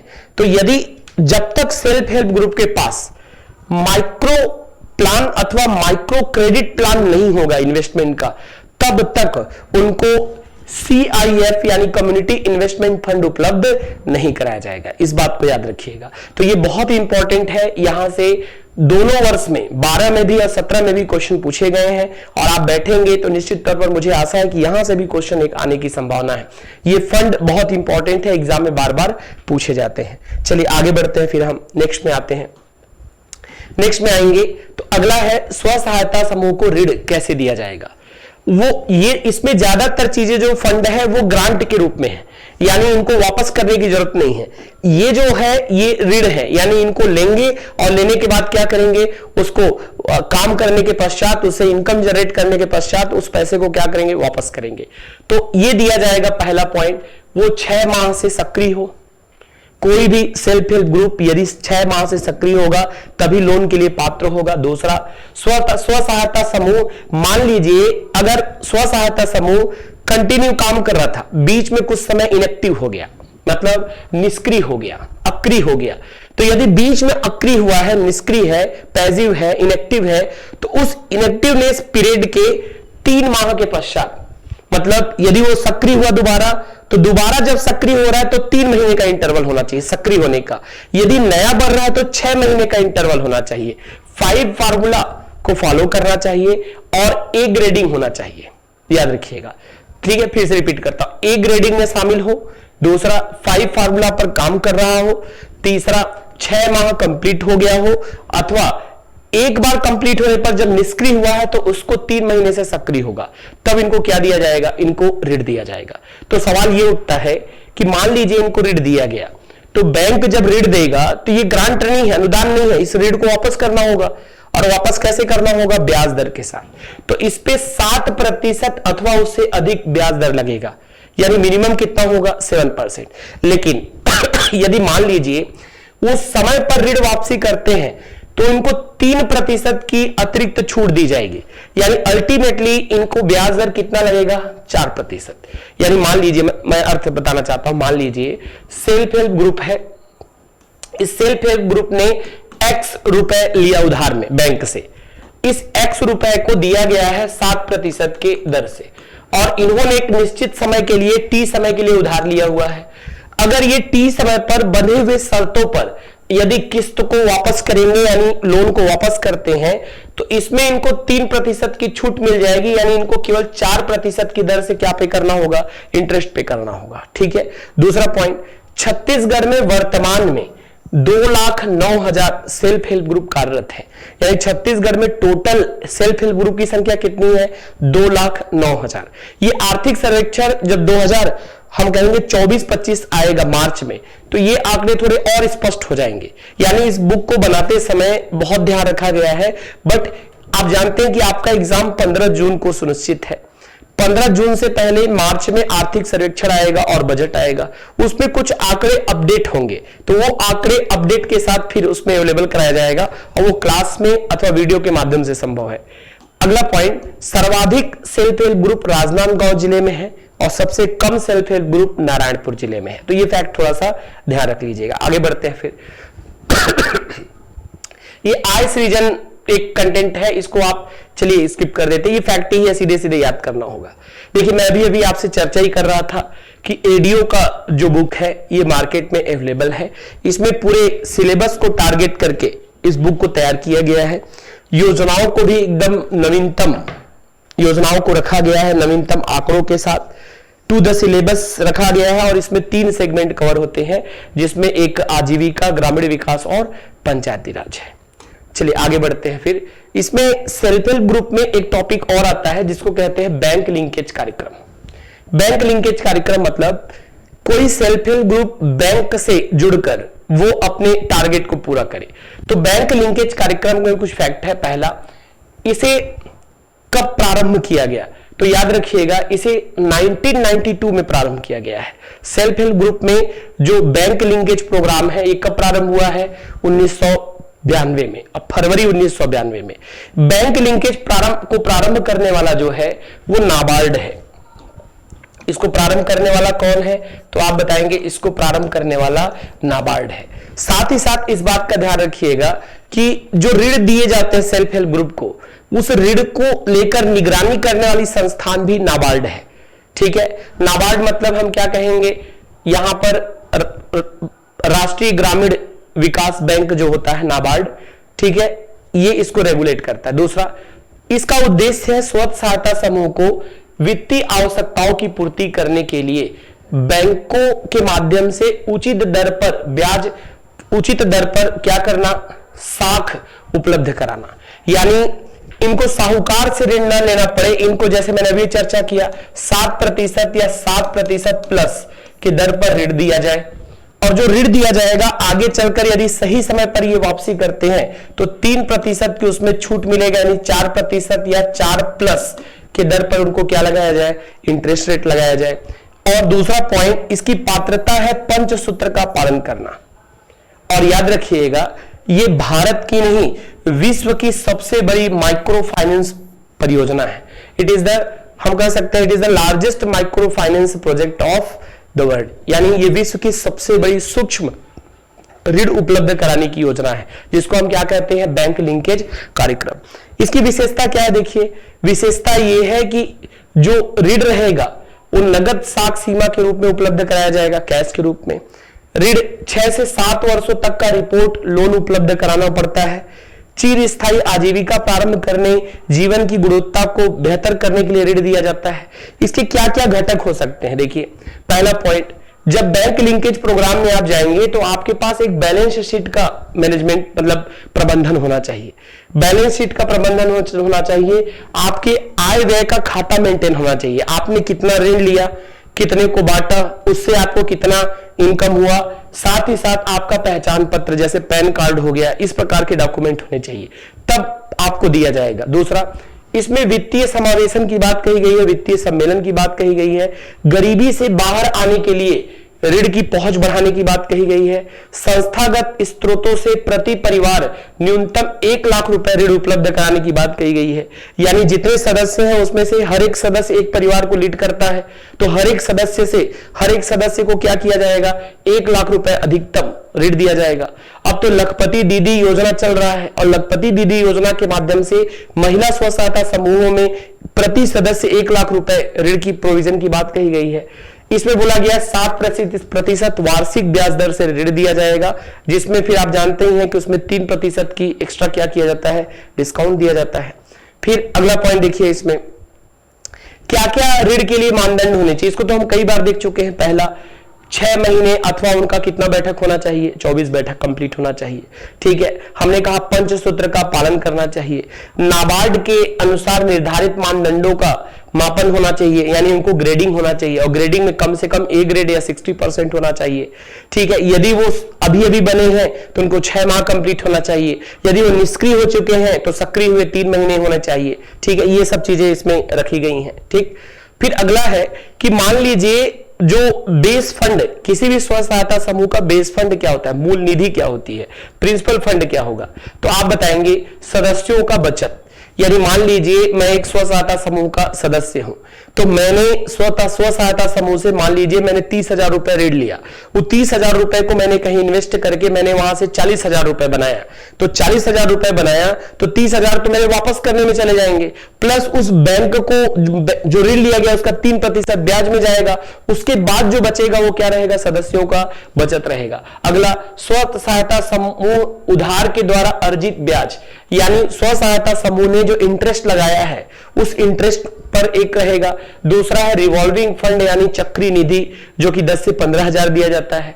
अगला है अन्य स्रोतों से जो आय होगा, यानी इनकम फ्रॉम अदर रिसोर्सेस, इन सब को जोड़कर जो अमाउंट निकलता है उसको कहा जाता है प्रिंसिपल फंड यानी मूल निधि कहते हैं।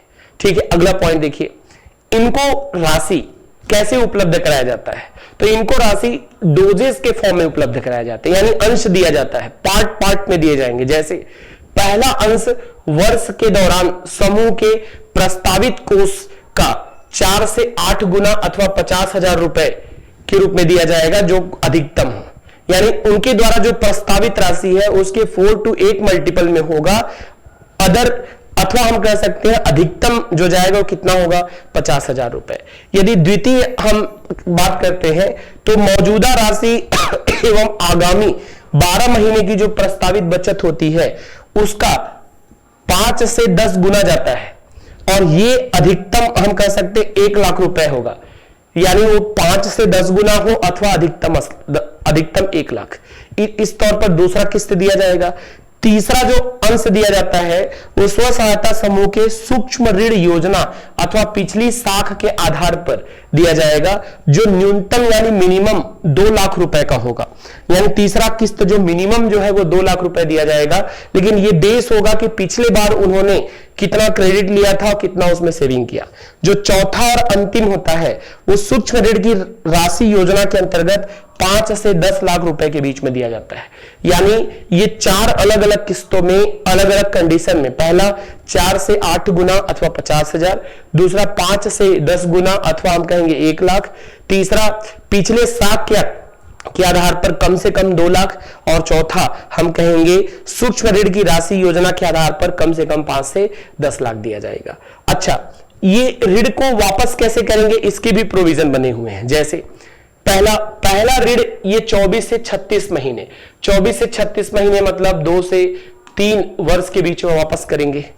दूसरा जो ऋण लिए रहेंगे वो 36 से 48 महीना, यानी हम कह सकते हैं 3 से 4 वर्ष के बीच में वापस करेंगे। तीसरा जो ऋण वापसी होगा वो 48 से 60 महीना यानी 4 से 5 वर्ष के बीच में वापस करेंगे।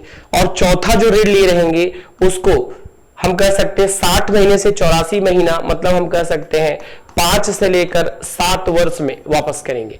तो ऋण की वापसी भी यहां पर 2 से 3 साल, 3 से 4 साल, 4 से 5 साल, 5 से 7 वर्ष के बीच में रखी गई है। प्रारंभिक गतिविधि यानी कोई भी सेल्फ हेल्प ग्रुप इनिशियली क्या क्या एक्टिविटी करेगा। पहला, पात्रता का सत्यापन, यानी उसकी जो संरचना है, जो 80% बीपीए होने चाहिए, आयु की क्राइटेरिया क्या होगी, कितने सदस्य होंगे, इसकी जांच करेगा। दूसरा, सदस्यों का उन्मुखीकरण। तीसरा, व्यक्तिगत ऋण आवश्यकताओं का समीकरण, सभी ऋणों पर चर्चा एवं उनका सत्यापन, बैंक लिंकेज समिति की जानकारी, ऋण योजना को अंतिम रूप देना और अनुमोदन, इन सब पर कार्य करेगा। एक और टॉपिक इसमें जुड़ता है जिसको हम कहते हैं एनआरएलएम अंतर्गत संगठन। तो एनआरएलएम अंतर्गत अलग अलग होंगे। विकासखंड स्तर पर एक संगठन काम करेगा, जिला स्तर पर संगठन काम करेगा, संकुल स्तर पर करेगा, ग्राम संगठन पर करेगा, दिव्यांग समूह अथवा महिला स्व सहायता समूह भी इसमें काम कर सकता है। तो देखिए इसकी संरचना यहां पर डिफाइन की गई है। ये कैसे है इसको समझते हैं। देखिए सबसे पहला मैंने कहा कि स्व सहायता समूह जो रहेगा वो स्व सहायता समूह बनेगा, उसके पदाधिकारी होंगे। फिर एक ग्राम संगठन होगा। एक ग्राम संगठन स्तर पर 15 से 20 सेल्फ हेल्प ग्रुप बनते हैं। ग्राम संगठन स्तर पर कितने बनेंगे? 15 से 20 सेल्फ हेल्प ग्रुप बनेंगे। फिर आता है संकुल स्तर। संकुल स्तर के अंतर्गत 10 ग्राम संगठन होते हैं। यानी आप सोचिए जो संकुल स्तर रहेगा वो संकुल स्तर में 10 ग्राम संगठन होगा और एक ग्राम संगठन में हम कह सकते हैं 15 से लेकर 20 क्या होगा? सेल्फ हेल्प ग्रुप होगा। यानी हम कहेंगे यहां पर 150 से लेकर 200 सेल्फ हेल्प ग्रुप आ जाता है। कहां पर? संकुल स्तर पर, यानी क्लस्टर लेवल पर आ जाएगा। ठीक है, क्लस्टर लेवल ऑर्गेनाइजेशन कह सकते हैं इसे। ठीक है, CLO कह सकते हैं इसे। अगला रहेगा जो है ब्लॉक लेवल पर। तो ब्लॉक लेवल यानी विकासखंड स्तर पर 4 संकुल बनाए जाएंगे। ठीक है, और आगे आता है जिला संगठन। तो सबसे ऊपर जिला संगठन होता है। जिला संगठन के बाद ब्लॉक संगठन होगा और ब्लॉक संगठन में 4 संकुल होंगे। एक संकुल में 10 ग्राम संगठन होगा। एक ग्राम संगठन में 15 से 20 क्या होंगे? स्व सहायता समूह होंगे। एक स्व सहायता समूह में 10 से 20 सदस्य होंगे और 3 पदाधिकारी होंगे। तो इस प्रकार से इनका स्ट्रक्चर जो है वो क्या करता है? कार्य करता है। ठीक है, ये पहले भी मैंने चर्चा किया, आज फिर एक बार चर्चा करता हूं मैं कि हमारा जो एडीओ का बैच है, ऑनलाइन ऑफलाइन क्लासेस, ये दोनों 17 फरवरी यानी आज की तिथि से प्रारंभ हो चुका है। ये कक्षाएं अभी सुबह के समय में यानी हम कह सकते हैं 9 से 11 के बीच में चल रही हैं। यदि आप इच्छुक हो तो आप दिए हुए नंबर पर संपर्क कर सकते हैं अथवा आकर डेमो अटेंड कर सकते हैं। साथ ही साथ यहां पर हम चर्चा करेंगे प्रीवियस ईयर में आए हुए क्वेश्चन। तो प्रीवियस ईयर में एडीओ में 2012 और 2017 में क्या क्या प्रश्न पूछे गए हैं एक बार उस पर चर्चा करते हैं। तो पहला इस पर आता है क्वेश्चन, क्रियाशील स्व सहायता समूहों का मूल्यांकन निम्नलिखित में किस दस्तावेज से किया जाता है? क्रियाशील मतलब जो एक्टिव सेल्फ हेल्प ग्रुप है उनका इवैल्यूएशन हम कैसे करेंगे? पहला है बैठक पंजी। बैठक पंजी मतलब उनकी बैठक मतलब मैंने बताया था माह में कम से कम एक होना चाहिए।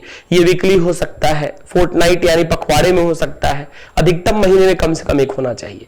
कोरम 50% की जरूरत होगी। अध्यक्षता जो है अध्यक्ष के द्वारा किया जाएगा। तो ये बिल्कुल सही है। दूसरा, स्व सहायता समूह का कैश बुक या रोकड़ पंजी। रोकड़ पंजी मतलब वो बैंक से कितना पैसा ले रहे हैं, कितना जमा कर रहे हैं, उनका मेंटेनेंस का रिकॉर्ड। दूसरा है बैंक का पासबुक। तो ये तीनों के तीनों चीजों के माध्यम से इसका परफॉर्मेंस चेक किया जाता है। तो इसका आंसर क्या हो जाएगा? उपरोक्त सभी। यानी बैंक का पासबुक होगा। कैश बुक मतलब अपने सदस्यों को किस हिसाब से पैसा बांट रहे हैं। ठीक है। दूसरा क्वेश्चन है, एनआरएलएम के अंतर्गत स्व सहायता समूहों को सामुदायिक निवेश प्रदान करने से पहले उन्हें निम्नलिखित में से क्या तैयार कर लेना चाहिए? यानी जब कम्युनिटी इन्वेस्टमेंट फंड दिया जाता है। ये मैंने बताया था आपको, कम्युनिटी इन्वेस्टमेंट फंड एनआरएलएम के अंतर्गत जब देते हैं आजीविका को लेकर, तो मैंने बताया था इनको 60 से 75 हजार रुपए की राशि उपलब्ध कराई जाती है एक स्व सहायता समूह को। तो 60 से 75 हजार रुपए की राशि दी जाती है। तो पहला है फार्मर प्रोड्यूसर्स ऑर्गेनाइजेशन, अर्थात कृषक उत्पादकता संगठन होना, गलत है। माइक्रो प्लान या माइक्रो क्रेडिट प्लान होना, ये एकदम सही है। मैंने वहां भी चर्चा किया था कि सीआईएफ होने के लिए दो ही शर्तें हैं। पहला, वो 6 महीने वो उनका कार्यकाल कंप्लीट हो, दूसरा 24 बैठक कंप्लीट किए हों, ठीक है। और दूसरा चाहिए इनको कि इनका माइक्रो क्रेडिट प्लान उनके पास होना चाहिए, तभी क्या दिया जाएगा, तभी इनको एनआरएलएम के अंतर्गत सीआईएफ उपलब्ध कराया जाएगा।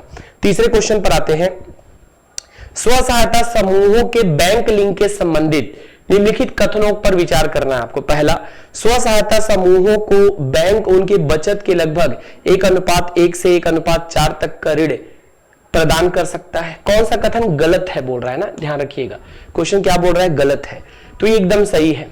दूसरा, स्व सहायता समूहों से चर्चा कर वसूली की अवधि 3 से 7 वर्षों तक कर सकता है, ये भी सही है। स्व सहायता समूह का खाता कुछ इस प्रकार खोला जाता है जिससे कोई भी सदस्य राशि सीधे समूह के खाते से निकासी कर सकता है, ये गलत है। आपको पता है कि स्व सहायता समूह में जो खाता खोला जाता है वो स्व सहायता समूह के पदाधिकारियों के द्वारा खोला जाता है, यानी उसमें अध्यक्ष होंगे, कोषाध्यक्ष होंगे और सचिव होते हैं, तीनों के संयुक्त हस्ताक्षर से। तो कोई भी सदस्य जाकर उस बचत खाता से पैसा विथड्रॉल नहीं कर सकता, ठीक है, इनके हस्ताक्षर से ही वो निकलेगा। उसके पश्चात आपसी चर्चा के माध्यम से सदस्यों को पैसा बांटा जाएगा। अगला है, बैंक स्व सहायता समूह के लिए प्रत्येक सप्ताह या प्रत्येक माह की दर से ऋण वसूली निर्धारित कर सकता है, ये एकदम सही है। तो डी सही है, बी सही है, ए सही है, कौन सा सही नहीं है, सी। तो आप बताएंगे इसका आंसर गलत पूछ रहा है, इसलिए क्या हो जाएगा, सी। अगला है, स्व सहायता समूहों को बैंक से ऋण प्रदान करने के लिए कुछ मापदंड तय किए गए हैं, इनमें से कौन सा गलत है बोल रहा है। फिर ध्यान से देखिए इसमें क्या बोल रहा है, कौन सा गलत है। पहला, स्व सहायता समूह कम से कम 3 माह से सक्रिय हो। स्व सहायता समूह क्या हो, 3 माह से सक्रिय हो। तो मैंने कहा था स्व सहायता समूह के लिए 3 माह नहीं, कितने माह से सक्रिय होना चाहिए, सॉरी क्या बोल रहा है, कम से कम 3 साल से सक्रिय हो, ये तो एकदम गलत है। यहां वर्ष नहीं है, क्या है, माह की बात की गई थी। देखिए मैं यहां पर चर्चा किया था आपसे कि इनको किस आधार पर क्या मापदंड हो सकते हैं इनके लिए ऋण का, यहां पर हमने देखा हुआ था, एक सेकेंड,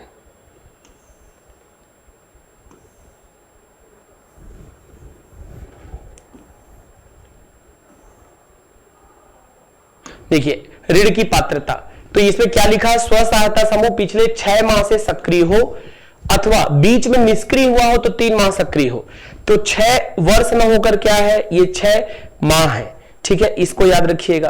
तो यहां पर पहला वाला तो गलत हो गया और आंसर गलत ही पूछा है, बाकी को भी चेक कर लेते हैं। अगला, स्व सहायता समूह के पास बचत और क्रेडिट का दस्तावेजी प्रमाण होना चाहिए, बिल्कुल सही है। स्व सहायता समूह के सदस्यों द्वारा अध्यक्ष कोषाध्यक्ष का चयन लोकतांत्रिक तरीके से होना चाहिए, बिल्कुल सही है। स्व सहायता समूह के सदस्यों की पृष्ठभूमि एवं हित एक समान होने चाहिए, ये भी सही है। तो ए वाला जो आंसर है वो क्या है, गलत है, क्योंकि ये 3 वर्ष नहीं है, ये 6 माह है, और यदि बीच में निष्क्रिय हुआ है तो कैसा है, 3 माह सक्रिय होना चाहिए।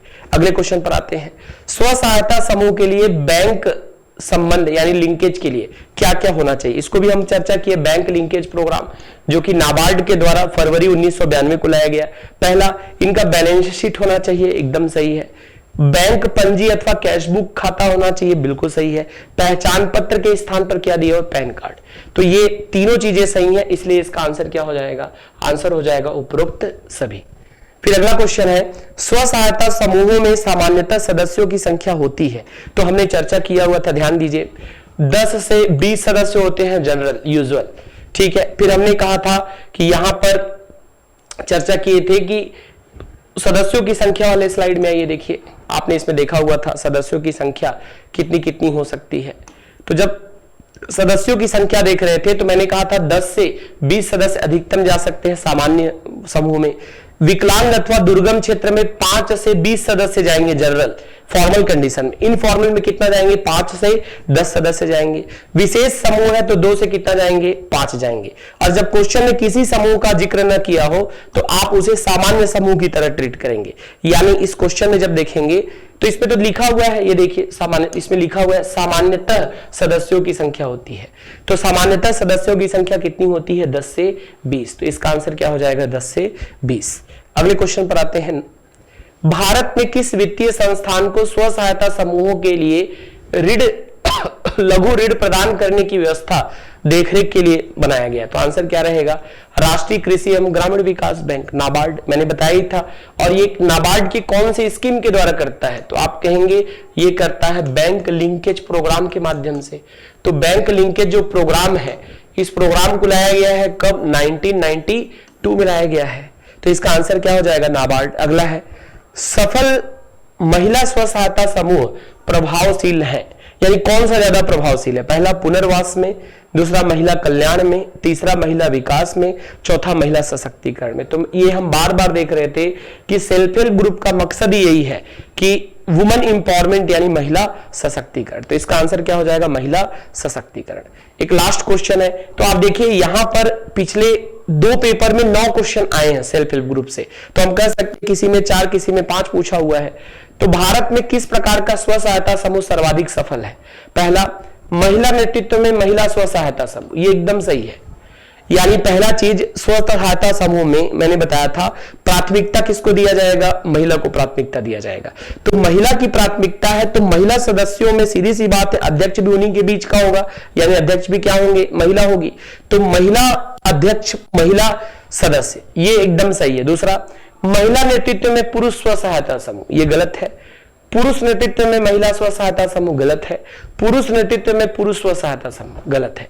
यानी सबसे ज्यादा जो सफल है और सबसे ज्यादा जो टारगेट किया गया है वो ये है कि महिला सदस्य हो और महिला ही क्या, वहां पर अध्यक्ष हो।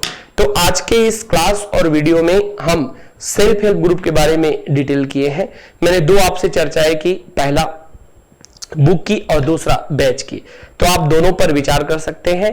फिर किसी दूसरे टॉपिक पर मैं आपसे जुड़ूंगा। आज के लिए इतना ही है। धन्यवाद मित्रों।